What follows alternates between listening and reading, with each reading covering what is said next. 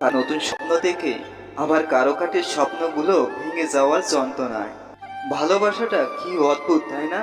যাকে কোনোদিন চিনতাম না, জানতাম না, অথচ আজ তার জন্যই কষ্ট পাই। কিছু মানুষ হয়তো কষ্ট পাওয়ার জন্যই জন্ম নেয়, যেমন আমি। কাউকে খুব বেশি হাসতে দেখে ভেবো না সে খুব সুখী, কারণ সব হাসি হাসি নয়। কেউ কেউ কষ্ট লোকাতেই হাসতে পছন্দ করে। কতদিন কত সময় চলে যায়, শুধু ফেলে আসা স্মৃতিগুলো কখনো মন থেকে হারিয়ে যায় না। যত বেশি ভালোবেসে কাছে চাইবে, তত বেশি অবহেলিত হবে। গভীর রাতে অনলাইনে থাকা মানেই হাজার লোকের সাথে চ্যাট করা নয়। কেউ কেউ তার একাকিত্ব দূর করার জন্যে অ্যাক্টিভ থাকে।